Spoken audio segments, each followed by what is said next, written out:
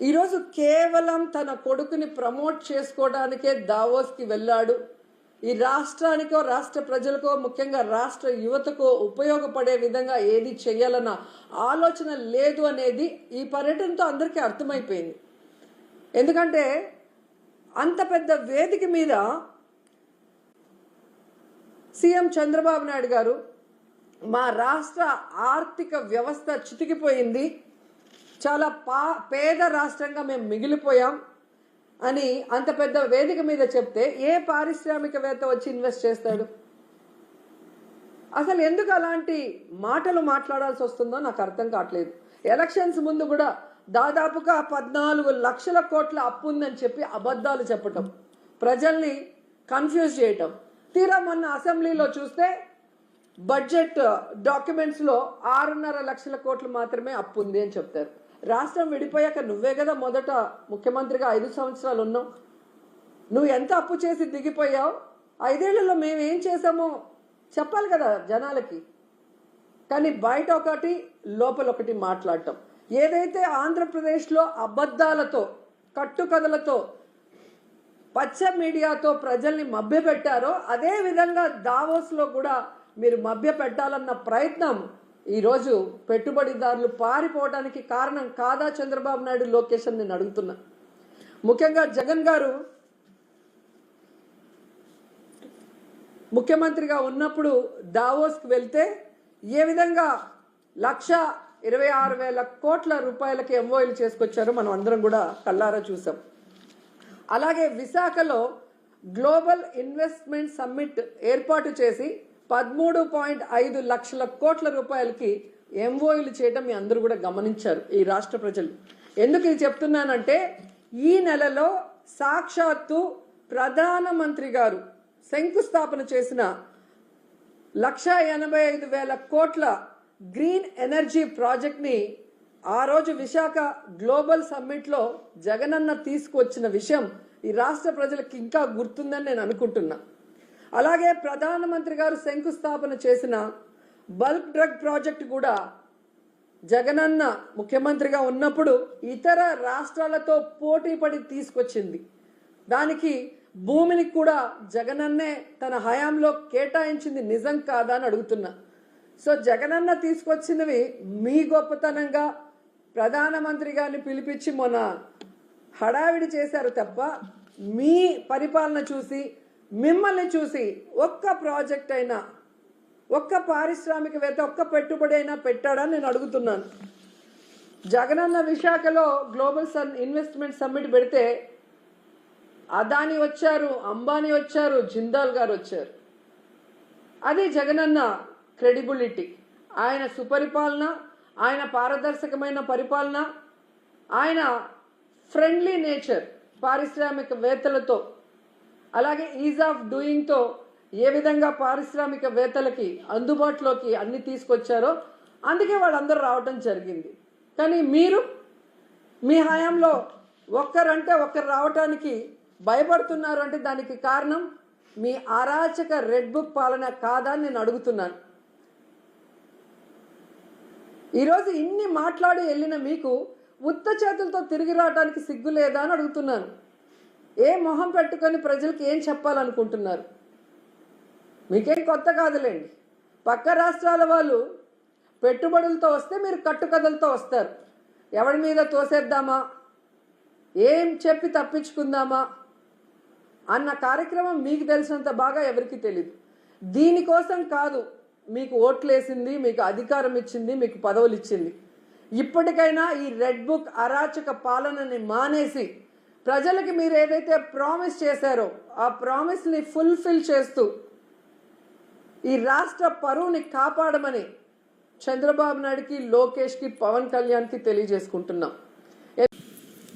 We are able to run all those things. ఇంకా నేను ఇచ్చిన హామీలు ఉన్నాయి, సూపర్ 6 ఉన్నాయి, అన్నీ ఉన్నాయి. ముందు ఇక్కడ ఉండే ప్రోగ్రాంలని గవర్నమెంట్ ఆఫ్ ఇండియా డబ్బులు ఇస్తానంటే సెంట్రల్ స్పాన్సర్ స్కీమ్స్ నేను ఉపయోగించుకోలేని పరిస్థితిలో ఉంటే డీఫంక్ట్ అయిపోయి అభివృద్ధి ఆగిపోతుంది. ముందు నేను అవన్నీ రివైవ్ చేయాలి. 93 సెంట్రలీ స్పాన్సర్ స్కీమ్స్ రివైవ్ చేసాం, మిగిలినట్టు కూడా తొందరలో రివైవ్ చేస్తాం. First I want revive, straight and everything, put it on track. Next phase is మీరు చెప్పినట్టు our own growth. Government of India ఏది ఇస్తుందో అవన్నీ తీసుకుంటూనే మనం ఏం చేయాలో చేసుకుంటా ముందుకెళ్తాం. సార్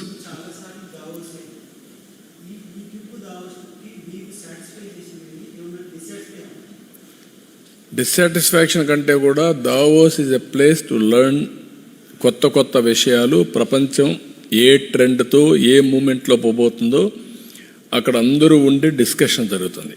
అంటే ఫ్యూచర్ ట్రెండ్స్ డిబేట్ చేసే place once in a year Davos.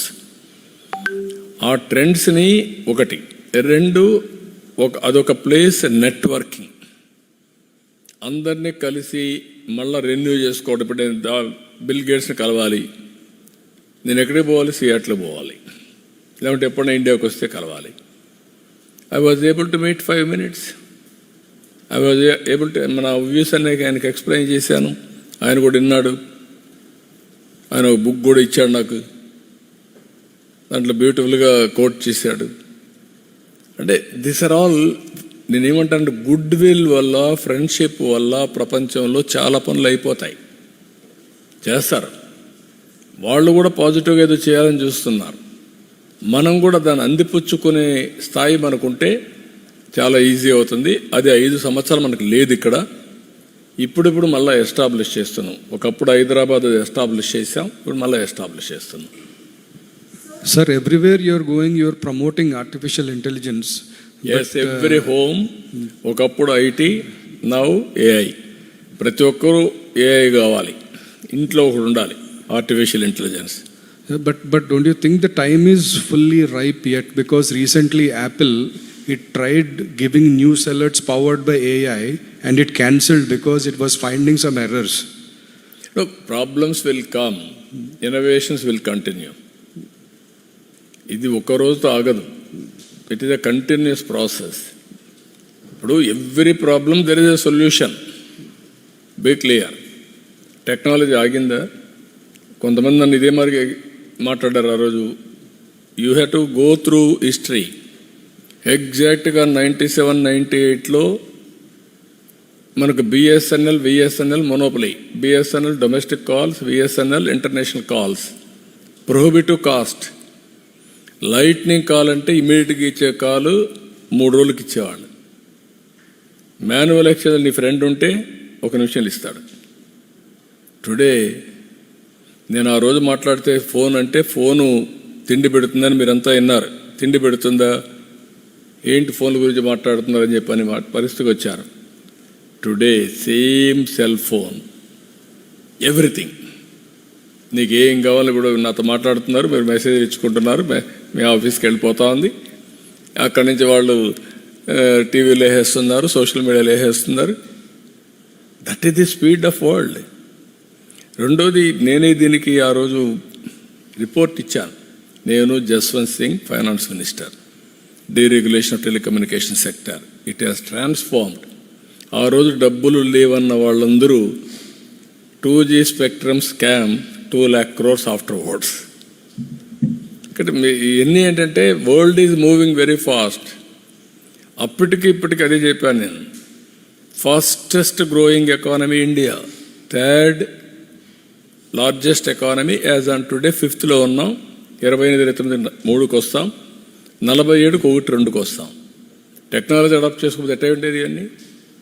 We have to adapt all latest things. Sir, which are those states you said are pulling the country up and some are